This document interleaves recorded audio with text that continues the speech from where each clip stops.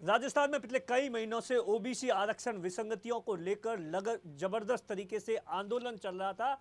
जयपुर तक प्रदर्शन हुए और सरकार के खिलाफ जो पूर्व राजस्व मंत्री हरीश चौधरी है, उन्होंने मुख्यमंत्री पर सीधे तौर पर आरोप लगा दिया था। अब इस पूरे मामले को लेकर 2 दिन पहले ही कैबिनेट की बैठक में ओबीसी आरक्षण विसंगति जो संशोधन था 2018 का, उसे वापस ले लिया गया है। लेकिन अब उसके बाद में सबसे बड़ा सवाल है कि सरकार के इस फैसले के बाद में ओबीसी के युवाओं को इसका कितना लाभ होगा और किसे नुकसान होगा।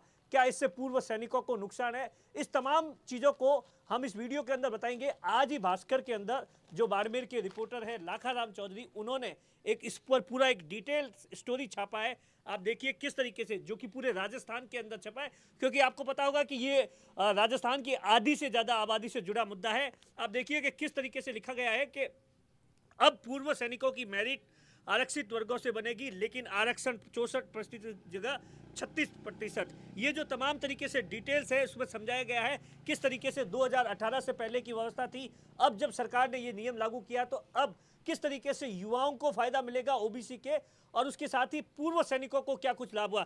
लाखाराम जी है, हम उनसे समझते हैं इस पूरी कहानी को लेकर, क्योंकि ये आरक्षण का एक ऐसा सब्जेक्ट होता है जिस पर डीप पर जाना पड़ता है।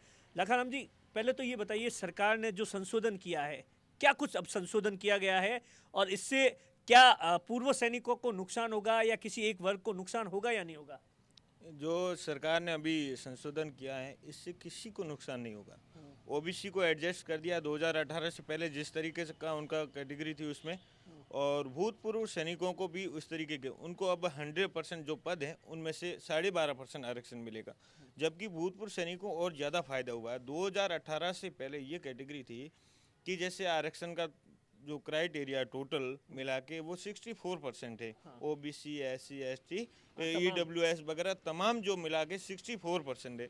उसमें 12.5% भूतपूर्व सैनिकों को पद मिलते थे, जबकि अनरिजर्व कैटेगरी है 64 के बाद 36% जो अनरिजर्व कैटेगरी बोलते हैं, जिसका मतलब जो कोई रिजर्व कैटेगरी में नहीं आता, तो उसमें उनको भूतपूर्व सैनिकों को पद नहीं मिलते थे।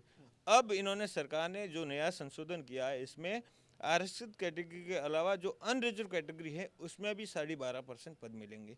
मतलब ऑल ओवर जो 100% जो भी पद है, कुल पद है, उसमें 12.5%। ये समझ लीजिए कि 1000 पद है, 1000 पद की भर्ती है, उसमें 12.5% मतलब 125 पद भूतपूर्व सैनिकों, कोई नुकसान नहीं। ओबीसी का नुकसान क्या हो रहा था ये आपको मैं थोड़ा डिटेल से समझा दूं। ओबीसी क्यों विरोध कर रहा था? ओबीसी को महिला वर्ग को कोई नुकसान नहीं, पुरुष वर्ग को नुकसान हो रहा था। वजह यह थी कि ओबीसी का आरक्षण है वो 21% है, 21% ओबीसी को आरक्षण है, उसमें 12.5% भूतपूर्व सैनिकों को देना होता है।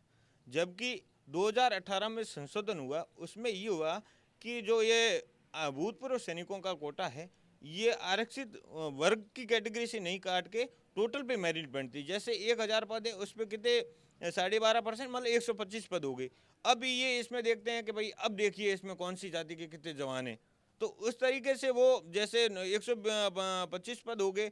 ओबीसी का सबसे ज़्यादा आबादी है और सबसे ज़्यादा भूतपूर्व सैनिक भी ओबीसी के हैं, तो 90 जैसे 125 में 90 मान लो भूतपूर्व सैनिक आ गए, तो अब ये ओबीसी में से काट दीजिए। तो नुकसान सिर्फ ओबीसी पुरुष वर्ग को हो रहा था, क्योंकि वहाँ जहाँ 27 पद भूतपूर्व सैनिकों को मिलने चाहिए थे 12.5% के हिसाब से, वहाँ 90 पद एक साथ उनमें कट हो जाते, तो जो मेरिट का दायरा था वो बहुत हाई चला जाता था और पुरुष वर्ग वंचित रह जाता, और इसी का पूरे राजस्थान में विरोध हो रहा था। और यही वजह है कि कई लोगों को ये अभी तक समझ में नहीं आया क्राइटेरिया। अच्छा लाखाराम जी, एक चीज़ बताइए कि जिस तरीके से 2018 से पहले क्या व्यवस्था थी और अब इस व्यवस्था के अंदर बदलाव हुआ, इन 3-4 सालों में जो भर्ती हुई, वो ओबीसी के युवाओं के साथ में किस तरीके से उनका आक्रोश इतना बड़ा? ओबीसी को सबसे ज़्यादा नुकसान इस वजह से हुआ कि 2018 से पहले तो ओबीसी की जो यहाँ SC ST की जो कैटेगरी थी उसमें भूतपूर्व सैनिकों को आरक्षण काटा जा रहा था 12.5%। 2018 के बाद में संशोधन हुआ, ये डायरेक्ट काट के टोटल काट देते, तो ओबीसी को ज़बरदस्त इसमें नुकसान हुआ। जो भी भर्तियाँ आई आप देखिए, अगर राजस्थान का सेकेंड टॉपर ओबीसी का अगर वंचित रह जाता है तो आप देखिए कितना नुकसान हुआ होगा युवाओं को। अभी भी जो भर्तियाँ चल रही है इनका ओबीसी का यही आरोप है कि इनमें भी इनको ये लागू किया जाए, जबकि संभवतः ये है कि इनमें ये लागू नहीं हो रहा है, तो करीबन 10,000 ओबीसी के पद इससे प्रभावित हो रहे हैं। अच्छा, एक चीज़ बताइए कि अब जो अभी जो नई जो व्यवस्था बनी है, जिस तरीके से आपने एनालिसिस किया है, उसमें क्या कुछ बदलाव हुआ है? जैसे 100% में से होगा, अब ओबीसी के जैसे 1000 में से 210 पद होते हैं, ठीक है ना? तो इसमें से कितने भूतपूर्व सैनिकों को जाएंगे और उसकी कैटेगरी किस तरीके से कटेगी? अब ओबीसी के पद मतलब 21% आरक्षण, 1000 पद है तो 21% का 210 पद हो गए। अब भूतपूर्व सैनिकों को 210 में 12.5%, 27। मतलब 27 पद भूतपूर्व सैनिकों को मिलेंगे। जबकि 2018 का जो संशोधन हुआ उसमें कितने पद, लगभग 90%, मतलब 90 पद मिल जाते थे। तो वो लॉस हो रहा था, वो अब पुरुष ओबीसी को नहीं होगा और ओबीसी वापस वैसा वैसा सेटअप हो गया। ओबीसी को इस संशोधन से ज्यादा यूं कहें कि मतलब 2018 से पहले की जो व्यवस्था थी वही लागू हुई, परंतु भूतपूर्व सैनिकों को फायदा हुआ। भूतपूर्व सैनिकों को ये फायदा हुआ कि उनको सिर्फ 66% पे ही 12.5% का आरक्षण मिलता था। अब ये है कि 66% के अलावा 36% जो अनरिजर्व कैटेगरी है उसमें भी आरक्षण मिलेगा। अनरिजर्व कैटेगरी क्या है, कोई लोग बता दें कि सामान्य है, जबकि सामान्य वर्ग नहीं। ये अनरिजर्व कैटेगरी ऐसी है जैसे आरक्षण के अलावा जो पद रहते हैं ना वो अनरिजर्व। अनरिजर्व में टॉपर होते हैं, ऑल ओवर जातियों का आते हैं, कोई ओबीसी का नहीं, कोई एससी का नहीं, सब मतलब सभी जातियां, कोई एक विशेष जाति का नहीं। जो भी टॉप उस भर्ती 1000 पद है, मान लीजिए 1000 पद में 36% मतलब 360 लोग, ऐसे लोग जो ऑल ओवर भर्ती के टॉपर रहे, उनकी मेरिट बनेगी।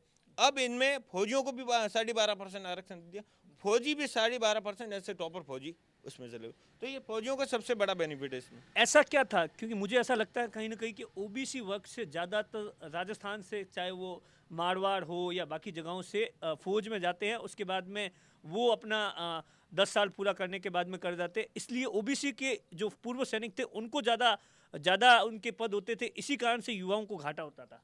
यही वजह है कि ओबीसी के भूतपूर्व सैनिक ज्यादा हैं, और वजह इसी वजह से घाटा होता था क्योंकि कैटेगरी वो भी 12.5% ही आरक्षण था। संशोधन हुआ उसमें भी फौजियों को आरक्षण बढ़ाया थोड़ी था, 12.5% था, परंतु वो क्राइटेरिया इन्होंने चेंज कर दिया, वर्गवार वर्गीकरण नहीं करके ये डायरेक्ट जो पद थे उनमें 12.5% लेते थे और काटते वापिस उसी से थे, वही जाति वही धर्म वो इसी तरीके से काटते थे। तो अभी अभी जिस तरीके से आपने बताया कि 10,000 कैसे नुकसान हुआ, 10,000 युवाओं को नुकसान हुआ, उसके बारे में थोड़ा डिटेल बताइए। जो अभी 3-4 साल की भर्तियां हुई उसमें किस तरीके से? ये भर्तियां आपको मैं बता दूं, जैसे ग्राम सेवक की भर्ती अभी जो कल ही रिजल्ट आया, इसमें देख लीजिए ओबीसी पुरुष वर्ग को नुकसान हुआ है करीबन 350 से ज़्यादा पदों का, क्योंकि ये इसी में वही है जो अनरिजर्व कैटेगरी में तो आए हैं, वो आए हैं, जो ओबीसी के मूल पुरुष पद होने चाहिए उनमें उनको नुकसान हुआ है, क्योंकि वहाँ भूतपूर्व सैनिकों की मेरिट बनी है। क्या लगता है इस पूरे मामले को लेकर, जिस तरीके से बाड़मेर के अंदर आंदोलन शुरू हुआ था, अब इस पूरे मामले को लेकर कहीं ना कहीं हरीश जी जिस तरीके से लड़ रहे थे, क्या लगता है उनकी जो ये पूरा का पूरा आंदोलन था वो सक्सेस हुआ?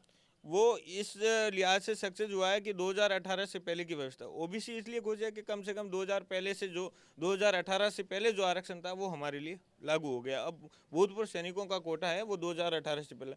भूतपूर्व सैनिक इसलिए खुश हैं कि कम से कम उनको अनरिजर्व कैटेगरी में भी 12.5% आरक्षण मिला, तो दोनों को सरकार ने खुश रखा है। अब आप देखिए किस तरीके से सरकार ने जो संशोधन किया है, नया संशोधन, जो कि पुराना संशोधन वापस लेकर एक नया संशोधन किया है, उसमें इस तरीके का किया है कि जिसके अंदर ओबीसी के युवा वर्ग भी खुश है, साथ में भूतपूर्व सैनिकों को भी खुश किया गया है। कैमरे के पीछे अशोक है, मैं आपका साथी दिनेश बोहरा।